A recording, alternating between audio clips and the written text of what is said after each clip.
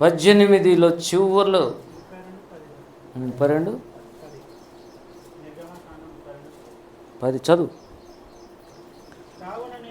కావున నీవు ఊరకుండుము, నా కోపము వారి మీద మండును, నేను వారిని కాల్చివేసి నిన్ను గొప్ప జనముగా చేసేదనని మోషేతో చెప్పగా, మోషే తన దేవుడైన యెహోవాను బతిమాలుకొని, యెహోవా, నీవు మహాశక్తి వలన బాహుబలం వలన ఐగుప్తులో నుండి రప్పించిన నీ ప్రజల మీద నీ కోపం మండనేలా,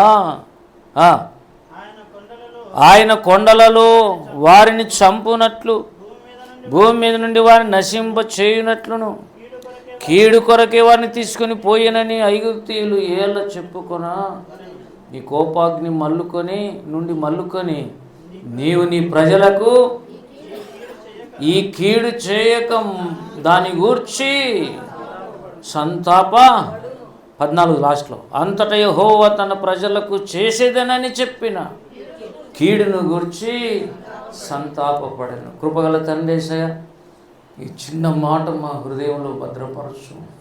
నీ వాక్యం మా హృదయంలో సమృద్ధిగా ఉండాలన్నావు. సమృద్ధిగా హృదయంలోనికి దిగనిమ్ము నాయన. ప్రాక్టికల్ లైఫ్లోనికి తీసుకుని వెళ్ళండి. ప్రాక్టికల్ క్రిస్టియానిటీ మాకు దయచేయండి. ఈ సమయంలో మీరు మమ్మల్ని నడిపించమని యేసుని అడుగుతున్నాము తండ్రి. ఆమేన్, ఆమేన్. పిల్లలు ఒక్క విషయం చెప్పి నేను ముగిస్తాను. అంతే, 1:30 కల్లా మనం లేచు. పిల్లరా, మోషేలో ఉన్న ఇంకొక క్వాలిటీ, ముందేమో అతని ప్రార్థనా జీవితంతో దేవుణ్ణి దహించు అగ్ని అయిన దేవుని కోపాన్నే నిలబెట్టగలిగాడు. అయితే అంతకంటే ముందు దేవుడు అన్నాడు, వీళ్ళొద్దు నాకు అంటే ఇండైరెక్ట్గా ఎవరొద్దు? అబ్రహాము వాళ్ళ పిల్లలు నాకు అవసరం లేదు, నీ పిల్లలను నేను టేకప్ చేస్తాను అన్నాడు. అది పాయింట్. ఏమన్నాడు చూడండి వీళ్ళరా, వారను 10 వాళ్ళను నేను వారిని కాల్చివేసి, అది అండర్లైన్ చేయండి, నిన్ను గొప్ప జనముగా చేసేదనని మోషేతో.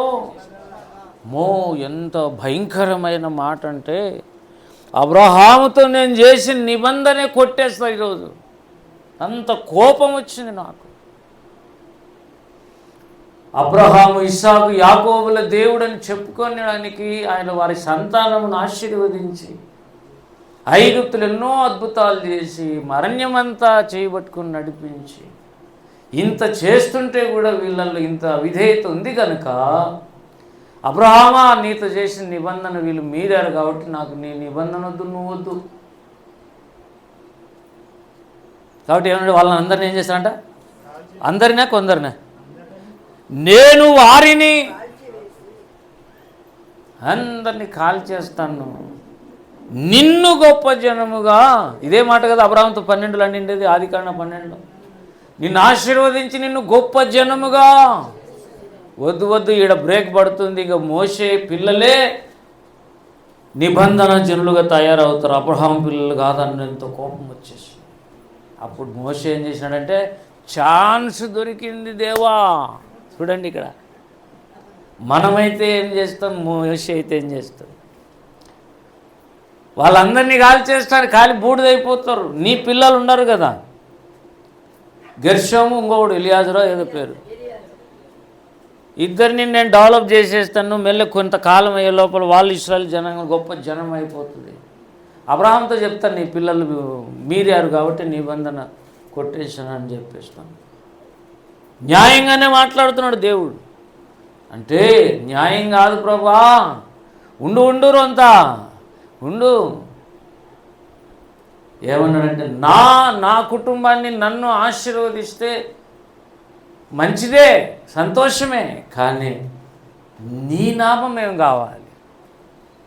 వాళ్ళ దేవుడు వాళ్ళని తీసుకొని పోయి అరణ్యంలో కొండలలో ఏం చేశాడు? వాళ్ళు కీడు చేసి అందరినీ చంపి పడేశాడు. ఏం చేశాడండి మీ దేవుడు? మీకు అందరినీ చంపాడమా? అందుకని ఎర్ర సముద్రం దాటిచ్చింది. ఏం దేవుడని అందరూ అంటారు ప్రభా. నాకు కావాల్సింది నా కుటుంబం డెవలప్మెంట్ కాదు, బాగినండి, నీ కుటుంబం development. That is the fact. That is the reason why Moses followed the law. మోషే దేవుని ఆ ధర్మశాస్త్రం ప్రకారమే పోతున్నాడు. అంతకంటే శ్రేష్టమైంది కనికరం కోసం అడుగుతున్నాడు. ప్రభువా, నా జనం కాదు, ఏమన్నా అబ్రహాము ఇస్సాకులు యాకోబులతో నువ్వు చేసినటువంటిది కదా. ఏమన్నాడు అక్కడ? నీ సేవకులైన అబ్రహాము ఇస్సాకు జ్ఞాపకం చేసుకొనుము. 13 వారితో, మళ్ళా చూడండి ఎట్లా, నీవు వారితో ఆకాశ నక్షత్రం వల్ల మీ సంతానమును అభివృద్ధి చేసి నేను చెప్పిన ఈ సమస్త భూమిని నీ సంతానానికి ఇచ్చేదనని వారు నిరంతరం దాని హక్కుదారులని వారితో నీ తోడని ప్రమాణం చేసి చెప్తివి. ఇప్పుడేమో వాళ్ళను కాల్ చేస్తాను అంటావు. నా కుటుంబం నేను డెవలప్ చేసుకోవాలంటే పోనీలే అనుకో, మనమైతే ఈ పని చేస్తాం. ప్రభు ఎవరంటున్నా పోనీ, ప్రభు నా మొగుడు బాగుండాలి, ప్రభు నా పిల్లం బాగుండాలి నాయన, నా పిల్లలు బాగా చదువుకోవాలి నాయన, నా పిల్లలు వృద్ధిలోకి రావాలి. తల్లిదండ్రుల కోరిక, తనకంటే తన పిల్లలు వెల్ సెటిల్ కావాలనే కోరిక తల్లిదండ్రులకే ఉంటుంది. ఎంత చెడ్డోళ్ళైనా, మళ్ళీ మంచోళ్ళు కాదు, ఎంత చెడ్డోళ్ళే. మీరు చెడ్డవారై ఉండి కూడా, దేవుడు అన్నాడా నేను అంటున్నానా, మీరు చెడ్డవారై ఉండి కూడా మీ పిల్లలకు మంచి ఈవులను నీయే ఎరిగి ఉండగా ఇక పరలోకంలో ఉన్న నేను సమస్త మంచితనానికి మూలం నేను పరిశుద్ధాత్మని ఇచ్చేస్తా. లూకా 11:13 అన్నాడు అన్నమాట.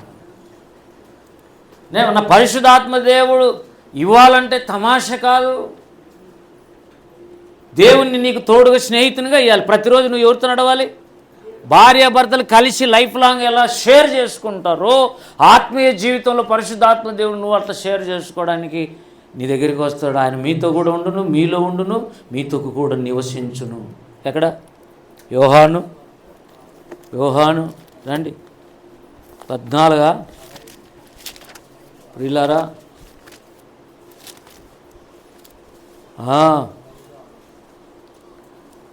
14వ అధ్యాయం 17 చదవండి. లోకం ఆయన్ను చూడదు, ఆయన ఎరుగదు గనుక ఆయనను చూడలేదు కాబట్టి అనుభవించలేదు, ఎరగలేదు కాబట్టి పొందలేదు. మీరు ఆయనను ఎరుగుదు. ఒక బ్యాచ్ ఉంది, దేవునికి తెలుసు, వాళ్ళు దేవుని ఆయన ఎరుగుదురు పరిశుద్ధాత్మను, ఆయన మీతో కూడా నివసించును. మీతో కూడా పరిశుద్ధాత్మ అభిషేకం వస్తే బాగా వినండి, ఇక మీ ఇంట్లోనే ఉంటాడు దేవుడు. చిన్న ఇల్లు కానీ, కొట్టం కానీ, మిద్దె కానీ, బంగ్లా కానీ, కోట కానీ, అది కాదు ఆయన కావాల్సింది. ఆయన్ను మీరు ఎరుగుట అన్నాడు కదా. ఏమన్నాడు అక్కడ? మీరు ఆయనను ఎరుగుట అంటే అర్థం చెప్పండి నాకు. ఎరుగుట అంటే అర్థం తెలుసుకోవడం కాదు. తెలుసుకోవడమే కొంత ఎక్స్ట్రా. ఏంటంటే అనుభవపూర్వకంగా తెలుసుకోవడం. ఎరుగుట అంటే చాలామందికి తెలియదు. అనుభవపూర్వకంగా తెలుసుకోవటం. ఆయన ఎవరో తెలుసు. వాళ్ళు అన్నారు చూడండి, 1 యోహాను 1లో జీవవాక్యమును గూర్చినది ఆది నుండి ఏది ఉండెనో మేము ఏమి తెలుసుకొంటిమో, ఏమి తాకి చూచితిమో, నిదానించి కనుగొంటిమో, ఆ జీవము ప్రత్యక్షమాయను. అది సాక్ష్యం అంటే. చూడండి 1 యోహాను పత్రిక 1:1 జీవవాక్యమును గూర్చిన విషయం ఇది. చెప్పండి, జీవవాక్యం అంటే ఎవరు? యేసును గూర్చినది ఆది నుండి ఏ విషయాలు ఉన్నాయో, ఏది ఉండెనో, మేము ఏది ముందు విన్నామో, ఇప్పుడు కన్నులారా ఏది చూస్తున్నామో, ఏది స్లోగా ఒకరోజు కాదు వారం నిదానించి కనుగొంటామో, మేము దగ్గర పోయి చేతులు పెట్టి రంధ్రాలు పెట్టి ఏ శీలలు పొడిచింది ఏనని అని తోమలాగా అడిగితేమో, తాకి చూచితేమో, అది చెప్తున్నాం మేము. అనుభవించి చెప్పటం ఎరుగుట. తెలుసు కాబట్టి చెప్పటం కాదు. చాలాసార్లు ఏదో తెలుసు అని అతిశయిస్తాం. ఈ వేస్ట్ నాయన మాకు ఏం తెలియదు అని చెప్తా దేవునికి. బైబిల్ తెలుసు కాదు కాదు కాదు ఇక్కడ తెలియను ఆయన సరిగా నిన్ను గురించి. అనుభవపూర్వకంగా హృదయములో దేవుని నివాసం తెలిసినోనికి బైబిల్ లోపల ఉండేటే లెక్క. బైబిల్ మీకేది ఎవరు బోధించనక్కరలేదు, దేవుడే వారికి బోధకుడు. ఎందుకనగా వారి హృదయములో ఆయన ధర్మశాస్త్రం ఉంచి ఉన్నాడు. హెబ్రీ 7లో వద్దు, అవసరం లేదు. ఏంటి ఎరుగుటంటే అనుభవ. పరిశుద్ధాత్మ దేవునితో నీకు సంబంధాలు ఉన్నాయా లేవా? పరిశుద్ధాత్మ దేవునితో నీకు సంబంధాలు ఉండాలి అంటే ముందు యేసుతో సంబంధాలు ఉండాలి. ఎందుకంటే ఆయన మార్గం, మరి ఆయనే మార్గం. యేసు ప్రభుతో కరెక్ట్గా సంబంధాలు ఉంటే యేసయ్య ఎక్కడికి వెళ్ళిపోయినాడు? ఇప్పుడు భూమి మీద ఉన్నాడా? పరలోకంలో దేవుని కుడిపార్శ్వన కూర్చొని ఉన్నాడు. ఇప్పుడు మరి ఇక్కడున్న దేవుడు ఎవరు? పరిశుద్ధాత్మ దేవుడు. ఎప్పుడు వచ్చాడు? 2000 సంవత్సరాల కిందట అపోస్తల కార్యం 2వ అధ్యాయం 1వ వచనంలో పెంతెకొస్తు పండుగ దినం దిగి వచ్చాడు. ఇక్కడే ఉన్నాడు. ఇంకా ఏం చేస్తున్నాడు? సంఘాన్ని ఏమండి సంస్కరిస్తున్నాడు, అభివృద్ధి చేస్తున్నాడు, సంపూర్ణులుగా మారుస్తున్నాడు, వయసు వచ్చిన స్త్రీలాగా మలుస్తున్నాడు. దేనికోసం అయ్యా అంటే పెళ్లి చేయాలి ఆయనకు. ఎలియాజర్లు రిబ్కాను తయారు చేసినట్టు పరిశుద్ధాత్మదేవుడు సంఘాన్ని తయారు చేస్తున్నాడు. 2000 సంవత్సరాల నుంచి సంస్కరిస్తున్నాడు. 1000 సంవత్సరాలేమో క్యాథలిజంలో చీకటి ఏలింది సంఘాన్ని. పాపాలు లోపలికి వచ్చేసాయి, అన్ని పాపాలు సంఘంలోకి వచ్చేసాయి. అందుకే దాన్ని ఏమంటారు? అంధకార యుగం. 1000 సంవత్సరాలు దేవుడు సంఘంలో లేడు. నాకు వద్దు సంఘం అని వెళ్ళిపోయాడు. అప్పుడు చీకటి ఏలింది. సంఘాన్ని ఎవరు ఏలినారు? ఇప్పుడు యేసు రక్తం కాదు క్షమించేది, పాప క్షమాపణ పత్రిక పోపిస్తే క్షమాపణ వచ్చినట్టు. యేసు రక్తంకు విలువ లేదు, యేసయ్యకు విలువ లేదు. కానీ ఇప్పుడు మళ్ళా సంస్కరణ స్టార్ట్ అయ్యి మార్టిన్ లూథర్ ద్వారా దేవుని సంఘంలోకి జీవం వచ్చింది. విశ్వాస మూలముగా నీతిమంతుడు విశ్వాసమే, నమ్మకమే ప్రాముఖ్యం. ఏదైతే అవ్వ ఇది నిజమా అంటే అనుమానపడిందో, ఇప్పుడు ఈ రెండవ అవ్వ కూడా అబద్ధాన్ని నమ్మకుండా సత్యాన్ని నమ్మి రావాలి. దేవుణ్ణి నమ్మాలి. దేవుడు ఏం చెప్తే అదే నమ్మాలి. రెండవ ఆదాం ఎవరు? యేసు. కడపటి ఆదాం ఎవరు? అది పెద్ద సబ్జెక్ట్. కడపటి ఆదాం అంటే చివరోడు అని అర్థం. రెండవ ఆదాం అంటే కొత్త తరానికి మళ్ళీ మొదటోడు అని అర్థం. యేసయ్య ఒక అద్భుతమైన వ్యక్తి. విషయం అయితే దేవునితో సంబంధాలు కలిగి ఉన్నాడు కనుక దేవుని మైండ్ ఎవరికి వస్తుంది? మోషేకి వస్తుంది. 40 రోజులు ప్రార్థన చేసినాడు అన్నాడు. సాష్టాంగపడి సాష్టాంగ నమస్కారం చేసి సాగిలపడి బతిమిలాడి, అసలు చెప్పాలంటే సాగిలపడిందేమో ఇశ్రాయేల్ కోసం, బతిమిలాడిందేమో అహరోను కోసం అని ఉంటుంది. ద్వితీయోపదేశకాండం ఈ 9వ అధ్యాయం బాగా చదవండి ప్రియులారా. చూడండి 18లో మనం మొదట మూలవాక్యాలు చదివితే, మునుపటి వలె అన్నపానాలు మాని 40 పగులు 40 రాత్రులు నేను యెహోవా సన్నిధిని ఇశ్రాయేలీల కోసం ఏం చేశాడంట అండి? సాగిలపడ్డం అంటే అర్థం తెలుసా మీరు? ఇక ఏం లేదు, నువ్వే దిక్కు, వేరేది చేయలేను, నేను సాగిలపడ్డం తప్ప, నువ్వే నాకు దిక్కు అని చెప్పటం. వాళ్ళు క్షమాపణ పొందాలంటే న్యాయం పనికిరాదు నాయన, ఇక్కడ నీ కనికరమే. ఇక న్యాయాధిపతిగా రావద్దు, వస్తే అందరినీ కాల్చేయాలి నువ్వు. కానీ ఎలా రావాలి మరి? క్షమించే దేవుడుగా రా. అప్పుడు అబ్రహాం, ఇస్సాకు, యాకోబులతో చేసిన నిబంధన కూడా నిలబడుతుంది. అన్యజనాంగాలు అంటారు వాళ్ళ దేవుడు తీసుకుపోయి వాళ్ళని చంపలేదులే, వాగ్దాన భూమి చేర్చాడు, గొప్ప దేవుడు అండి అని పొగుడతారు.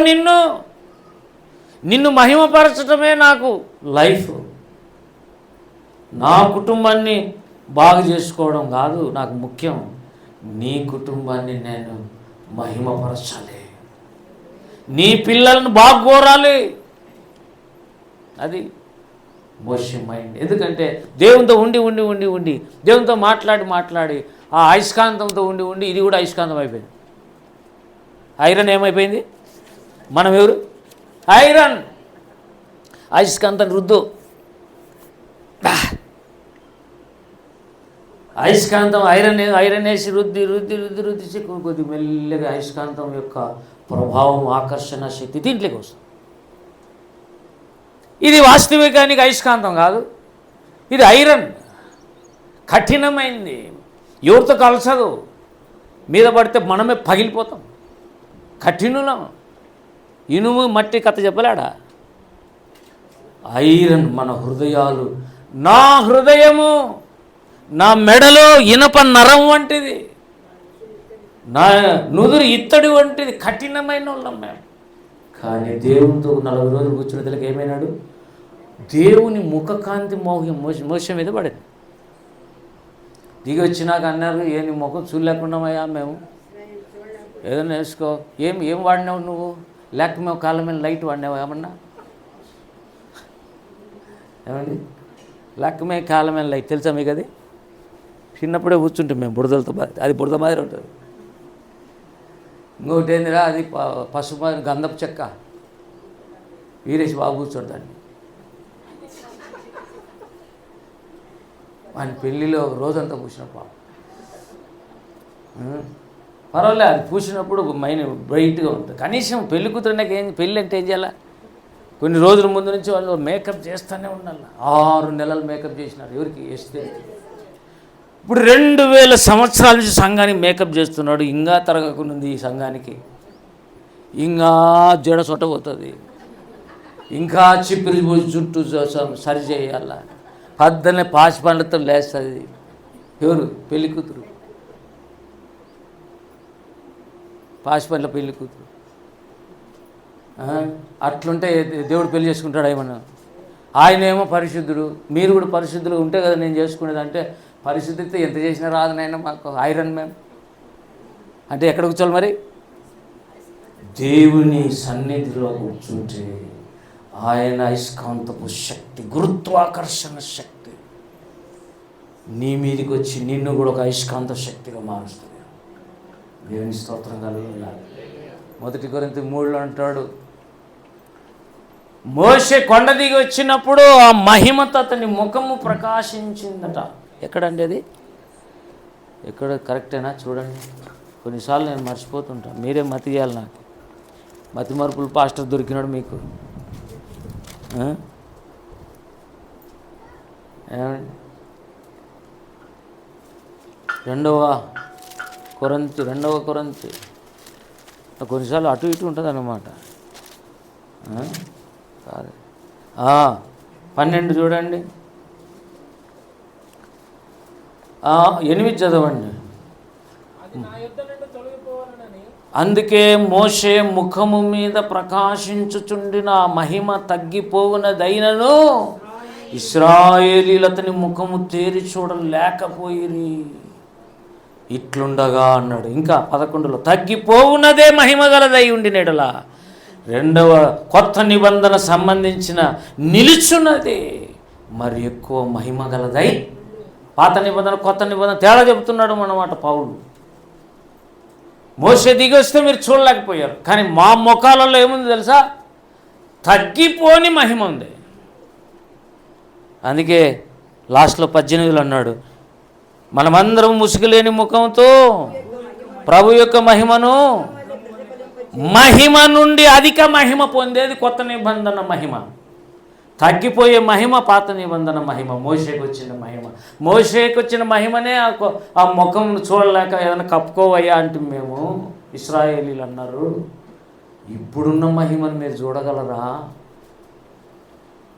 మీకొచ్చిన మహిమను కూడా మీరేం చేయాలి? మహిమలో నుండి ఇంకా అధిక మహిమలోకి ఎక్కాలి. ఉన్న మహిమ ఎందుకు పోగొట్టుకుంటారా? దేవునికి మహిమ ఉంది, ఆయన సంఘానికి కూడా ఏముంది? మహిమ అంటే ఏంటి? చాలాసార్లు తెలియదు. మహిమ అంటే బాగు చేసే శక్తి అనుకుంటున్నారు. దేవతకు మహిమలు ఎక్కువ ఉన్నాయి అంటే ఆ దేవత దగ్గర పోతే ఏం చేస్తుంది? బాగు చేస్తాయి దేవతలు బాగు చేస్తారు. నేను చెప్తాను చూడు, యేసు ప్రభు బాగు చేస్తాడు, దేవతలు బాగు చేస్తారు. కానీ యేసు రక్షించి పరలోకాన్ని తీసుకోగలడు, అవి తీసుకుపో, అంతే తేడా. చాలామంది వేరే సాటికి పోతారు, ఆయా స్థలాల్లో తిరుగుతున్నారు. తిరగండి, వాళ్ళు కూడా మిమ్మల్ని బాగు చేస్తారు, స్వస్థపరుస్తారు. ఒక ఆయమైంది, ఏమ్మా దయ్యం పోయింది సార్, ఎక్కడ పోయినా? అక్కడ పోయింది సార్, అది దర్గా పోయింది, దర్గా. బాగా అవుతావు. ఎందుకంటే పడిపోయిన దేవదూతలు కూడా స్వస్థపరిచే శక్తి ఇప్పటికీ కూడా ఉంది. లేకపోతే ఇంతమంది ఎందుకు పూజిస్తారు చెప్పండి? కానీ ఏమి వేయలేరు అంటే ఒక్కటే మాట, మెస్సయ్య రక్షకుడు ఒక్కడే. పాపాలు క్షమించగలిగిన వాడు, పరలోకం ఇవ్వగలిగిన వాడు, బాగు చేయగలిగిన వాడు, ఏమైనా చేయగలిగిన వాడు ఉన్నాడు. ఆయనే ఆది సంభూతుడు యేసుక్రీస్తు. అది తేడా. మంచిది, దేవుని స్తోత్రం కలుగును గాక. ఇప్పుడు మోషేలోకి ఏమొచ్చింది? ఏమండి, మోషే అన్నాడు, నా కుటుంబం బాగుపడడం కోసం నీ దగ్గర రాలేను ఆయన. నాకు ఇచ్చిన నీ రక్షణలో స్వార్థము లేదు. నీకెలా స్వార్థం లేదో నాకు స్వార్థం లేదు. కాబట్టి నేను బాగుపడాలనేది అంటే దేవుడు ఆ రోజు బాగు చేయడండి. మీరు చెప్పండి, వదిలినైన వాళ్ళు నా కుటుంబం నన్ను గొప్ప జనంగా చేసేసి ఎందుకు వచ్చింది? వినరు ప్రభు, వీళ్ళు వినరు. నన్ను కూడా పట్టుకుని ఎన్నిసార్లు తిరగబడినారు వీళ్ళు, ఎన్నిసార్లు సరిగినారు నీళ్ళు లేవని. ఇట్లా చెప్పొచ్చు, మనమైతే ఇట్లా చెప్తాం. మనకి ఇంకా దేవుని సరిగానే స్పర్శత లేదు. దేవుడు తాకితైన గుణలక్షణాలు నీలోంచి ప్రవహిస్తే నువ్వు దేవునిలాగా దేవ స్వభావంలోకి వెళ్ళిపోతావు. ఏ స్వభావము? దేవుని స్వభావం. ముందు ఉట్టికెక్కు, ముందు ఆ పాపం పోగొట్టుకో చాలు. పరిశుద్ధుడుగా, పాపి పరిశుద్ధుడు కావాలి, పరిశుద్ధుడు సంపూర్ణుడు కావాలి. అది ఓఫిర్ మినిస్ట్రీస్ దర్శనం. పాపి పరిశుద్ధుడు కావాలి, పరిశుద్ధుడు సంపూర్ణుడు కావాలి. సంపూర్ణుడు కావాలంటే అన్నీ చెప్పాలి, సమస్త విధములైన జ్ఞానం తెలిసి ఉండాలి. సమస్త విధములైన జ్ఞానంలో లోకానికే తీర్పు తీర్చే శక్తి ఉండాలి, అంత నాలెడ్జ్ ఉండాలి.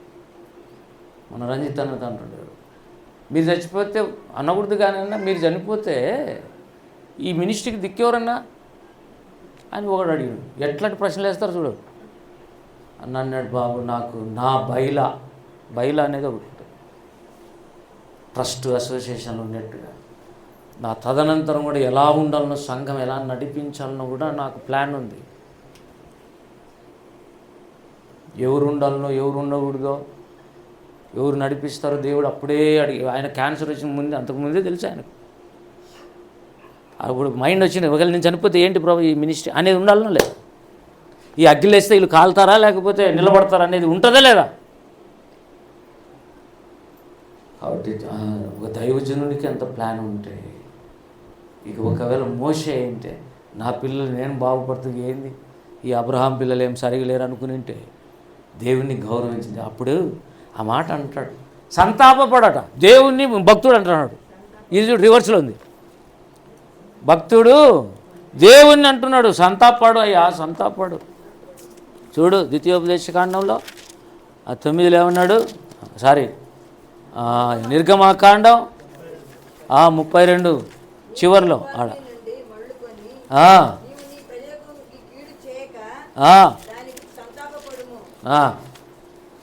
మళ్ళా చదవండి, నేను వస్తున్నాడు. ఏం చేయాలంట? దేవుడు కోపం విడిచిపెట్టాలంట. దేవుడు కోపం విడిచిపెట్టాలంట ఈయన చెప్తున్నాడు. అంటే ఎక్కడికి వచ్చినాడు? దగ్గర భార్య స్థాయికి పోయినాడు. భార్య భర్తలే కదా కొట్లాడుకుంటుంది. ఎవరండి కొట్లాడేది? ఊరుకోవయ్యా నీ కోపం మానుకో అని భార్య అన్నట్టు. భక్తుడు ఏమంటున్నాడు ఇప్పుడు? నీ కోపాన్ని మల్లుకొని ఈ కీడు చేయక. ఈ కీడు అంటే నువ్వు ఇప్పుడు చెప్పినావు చూడు, అబ్రహాము ఇస్సాకు యాకోబుల నిబంధన కొట్టేసి నాతో నిబంధన చేస్తానంటున్నావు. అట్లా వద్దు, ఈ కీడు చేయొద్దు, ఇది పొరపాటు. అంటే దేవుడు పొరపాటు చేస్తాడా? దేవుడు సంతాపడతాడా? కాదు, ఇటువంటి భార్య కావాలని దేవుడు కోరుకుంటున్నాడు. నాకు కోపం వచ్చినప్పుడు చల్లార్చే భార్య కావాలి, ఇంకా కొంత కిరసనాలు పోసేది కాదు.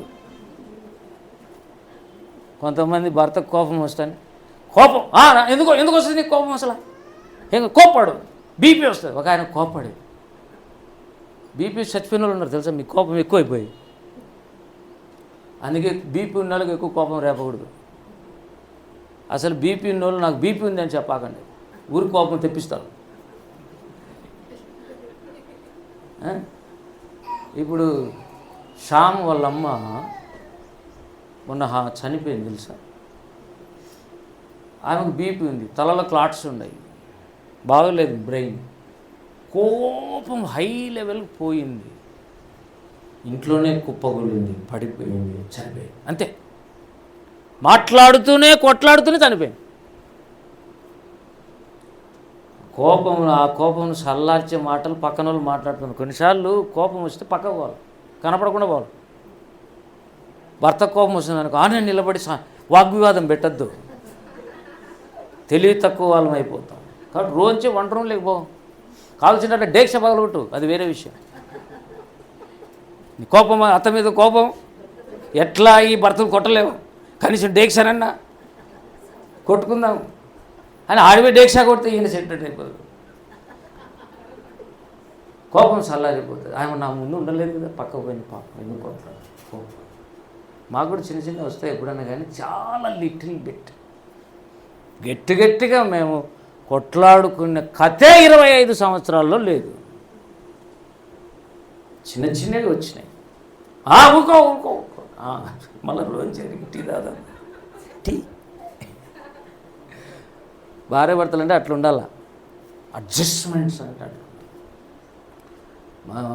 దినకరన్ కూతురు చచ్చిపోతాను, దేవునితో నీతో మాట్లాడను, నీ సేవ చేయను, నువ్వొద్దు, నీ సేవ వద్దు పో అని దేవునితో అన్నాడట.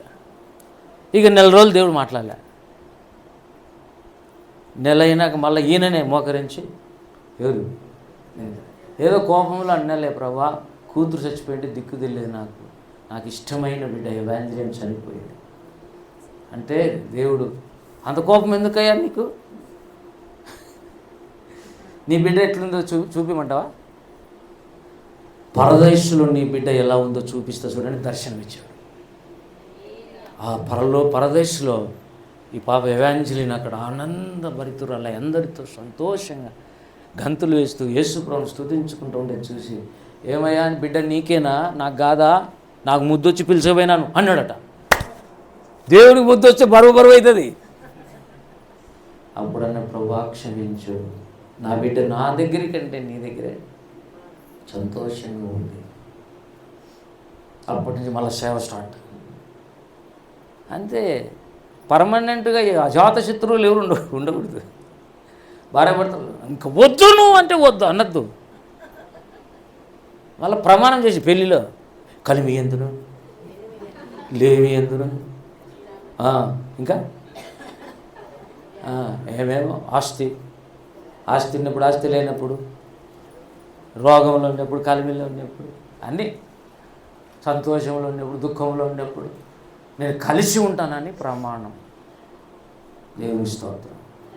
8 కోట్ల డబ్బు ఉంది నా దగ్గర కాదు, ఉపమానం ఉంటే భార్య బ్రహ్మాండంగా చీరలు కొనిపిస్తుంటే, కార్లు తిప్పుతుంటే, ఇల్లు కొనిపిస్తే అబ్బా ఏం భర్త అండి అని అనేది కాదు. 8 కోట్లు పోయింది ఉన్నట్టుండి, ఏమి లేదు, జీరో అయిపోయి ఏంటి పోగునువయ్యా, డబ్బు లేదు, ఏమి లేదు, సాకలేవు, ఎందుకు చేసుకునేవటవి, తాళి కడితే సరిపోయినా బాధ్యత లేదా అని అడ్డం మాట్లాడకూడదు. ఉన్నప్పుడేమో పొగినావు, లేనప్పుడు నువ్వు.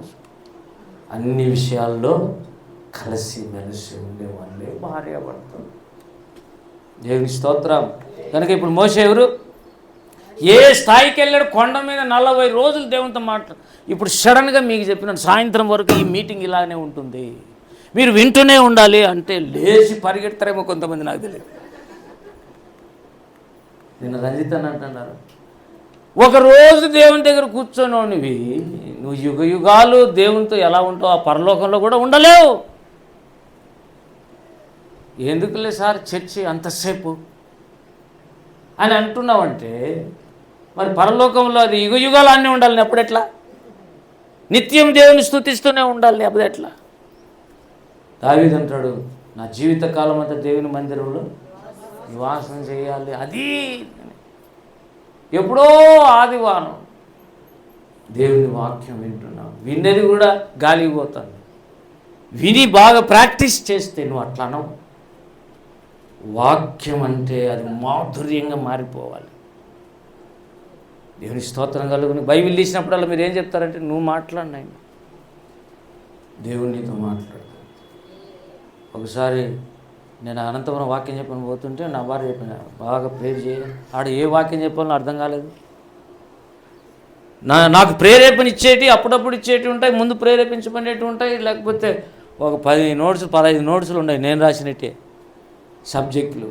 అవి కాదు, ఏదైనా దేవుడు కొత్తగా ఏమైనా చెప్తాడేమో అంటే యేసేపుని గురించి చెప్పమన్నాడు. ఆ సంఘంలో యేసేపుని గురించి చెప్పిన, ఎందుకు చెప్పమన్నాడో తెలీదు. యేసేపు సంగతి తెలియని వాళ్ళు ఎవరు మీకు తెలీదా? అందరికీ తెలుసు.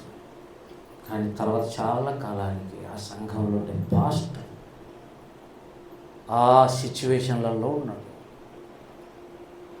తర్వాత పేపర్కి వచ్చేసి చర్చి పాడైపోయింది. ఎందుకు చెప్పమన్నాడు మళ్ళీ తర్వాత అర్థమైంది. శోధించబడ్డాడు. శోధన జయించింటే యేసేపు అవుతుండేనేమో. శోధనలు పడిపోతే అపవిత్రుడైపోయాడు.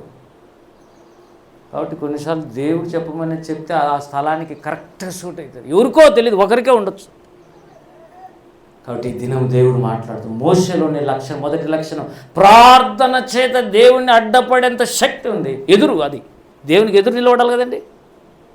ఇప్పుడైతే నన్ను కాదు బ్రహ్మా, నీ వాగ్దానం నెరవేర్చుకో, నా కుటుంబం కాదు నీ కుటుంబం నాకు ముఖ్యం అని చెప్పిన భక్తుడు కనుక అందుకే అన్నాడు, జీవగ్రంథంలోంచి నీ పేరు ఎందుకు తీసేస్తా, పాపం చేసిన వాళ్ళు తీసేస్తా అన్నాడు దేవుడు.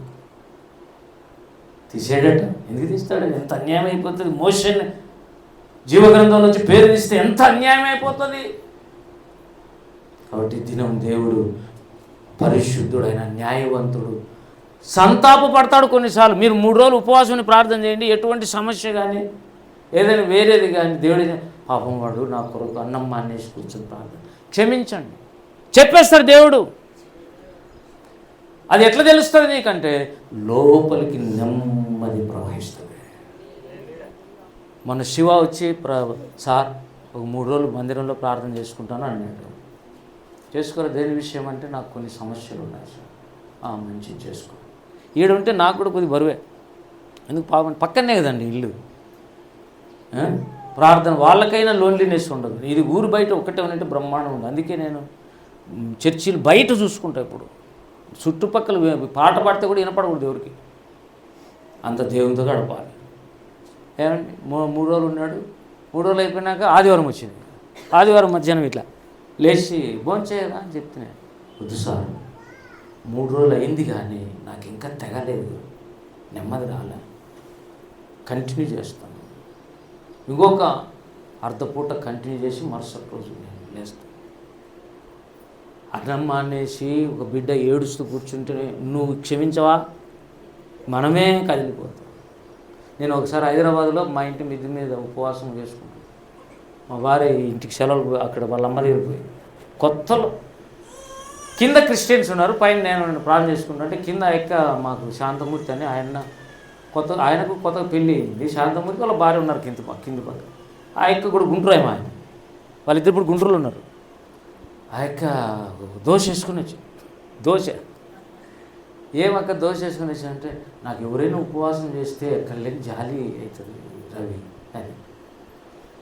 సరే కానీ నీ జాలి బాగానే ఉంది, నా ఉపవాసం పోతుంది ఆడబెట్టు, సాయంత్రం లేచినప్పుడు తింటా లెక్క ఆడబెట్టంటే ఆడబెట్టేసిపోయింది. మరుసటి రోజు అంటున్నాయి, నా ఉపవాసం ప్రార్థన అని ఎవరైనా చేస్తే చాలా సంతోషం రవి. మంచి భక్తిపరాలు అయ్యక్క. హల్లెలూయా. కాబట్టి నీ సమస్యలను తెగగొట్టేవాడు నేరుగా నీకు దేవుడు ఉన్నాడు. అలా అర్థం కాకపోతే సేవకులు ఉన్నారు. నువ్వు సక్సెస్ కాకుండా ఉండటం అది నీ తప్పే. అంత కోట్లు పెట్టుకుని డబ్బులు దేవుని దగ్గర అన్ని ఉండి రారా నీకేమని కావాలో అడుగుడు అంటే ఏం అడగకున్నాడు, నీ తప్పు. మీరు అడగనందునేమీ పొందలేకపోతున్నారు అంటాడు ఒక చోట. కొంతమంది అడుగుతారంట కానీ మీ భోగేచ్ఛల కొరకు అడుగుతారు. అది కావాలి, ఇది కావాలి, ఇది కావాలి, అది కావాలి. కానీ దేవుని సంఘం కోసం మోషే అడిగినట్టు అడిగితే, ఆ యథార్థవంతులు ప్రార్థన చేస్తే దేవుడు ఎందుకు నిలబడ్డు? అడుగుదాం దేవుడు, ప్రభా మోషేకి ఇచ్చినట్టు దర్శనం, మోషేకి నేర్పినట్టు భక్తి, మోషేకి ఇచ్చిన ప్రార్థనా జీవితం, మోషేకి లేని స్వార్థం లేని జీవితం, ఇవన్నీ మాకు ఎప్పుడు ఇస్తావు నాయన? సిద్ధంగా ఉన్నావా అనేది ప్రశ్న. తీసుకోవడానికి సిద్ధమేనా? దేవుడు ఇస్తాడు మరి ఎప్పుడో ఒకసారి, ఈరోజో రేపో మొన్నాడో, లేకుంటే రేపు నెలన్నర, రేపు సంవత్సరమో నీకు ఇవ్వాలని అనుకోవాలంటే నువ్వు ముందు కావాలని అడగాలి. అడుగుతావా? రండి ప్రార్థన చేద్దాం. అడుగుదామా? దేవుణ్ణి అడుగుదామా?